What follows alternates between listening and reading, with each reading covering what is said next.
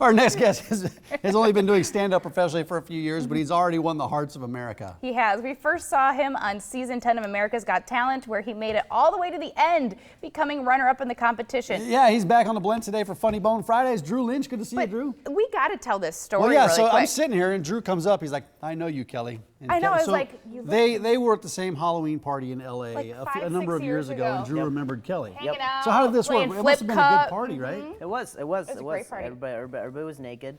I Yeah. remember that. I do remember that. You took pictures, right? Yeah, we like to have uniformity in our costumes that year.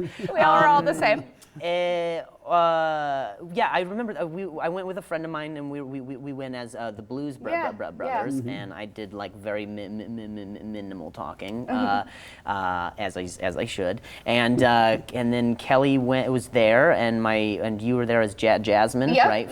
From Aladdin, and my buddy was like super into her, and that's awesome. and now I came to confront her about it. Yeah, I was clearly the better blues brother, and You were. I need the validation right now. This is so funny. Wow, amazing. Well, we'll move on to our next topic, but that sure. small world, So I had to small. share that. Yeah, and it's October right now. Holy cow. It is. Holy cow. We should have pulled. Well, I can't wear that outfit again. There is no way I can pull that out again. Like that was when I was in shape. So you were here February 2016, Yes. a little over a year ago. So what have you been up to the last year? Oh man. Other than a lot of the naked parties that I've been doing. So many. It's a group.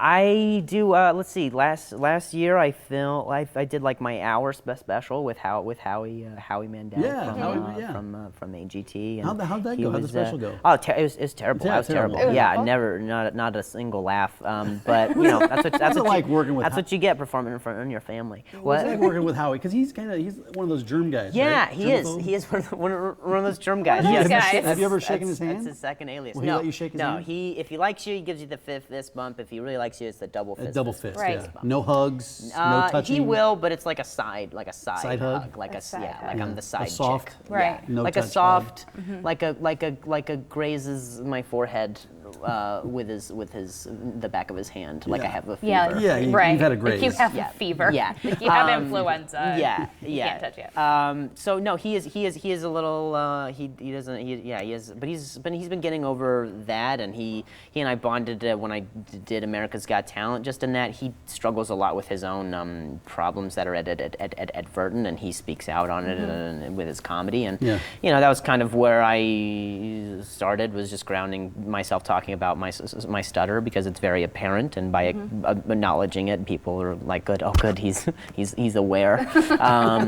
So yeah, so that is a good way that he and I bond. And so I shot the special, and he did like a nice interview on it, and he gave me this great introduction, and so it was great. With your stutter, how did that affect your comedy, and how much do you build that into your shows? I mean, how does it affect my? It's interesting because comedy is like, it lends itself to having a specific voice and a specific POV. Like if you think of like Jim Gaffigan or Louis C.K., you tune into those comedians for a very specific point of view.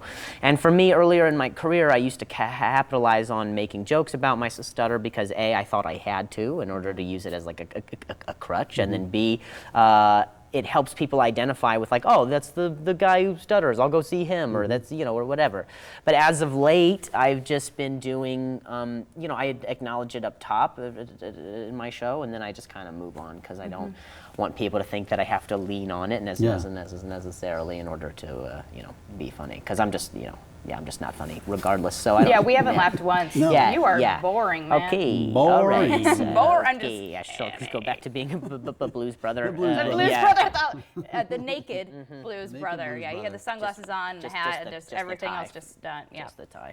So how'd you get into comedy? Well, I was out in LA, and I was originally trying to do like acting and stuff like that.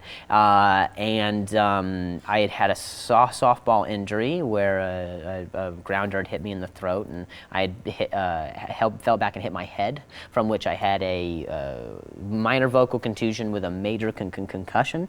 And I went home and I went to sleep on the concussion, and you're not supposed to sleep on concussions, and so now I have a career. So that's I have a good career. that's how it goes.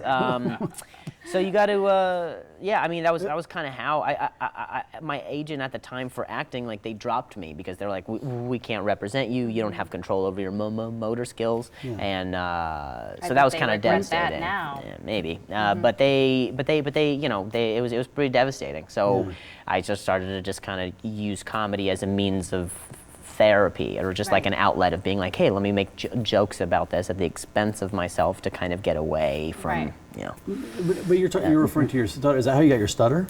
Yes. Okay, so Yeah, I'd never heard that story before. Oh, so no. you got hit Yeah, in the throat with a softball. But the larger of the two injuries wasn't the getting hit with the softball. It was I fell and hit my head and the concussion. So I had to do a ton of like speech therapy and just a ton of physical therapy to try and get on this news show.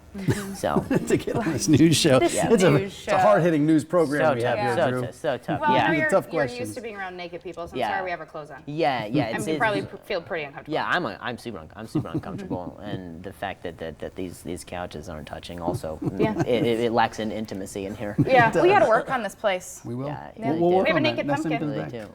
Naked pumpkin. There we go.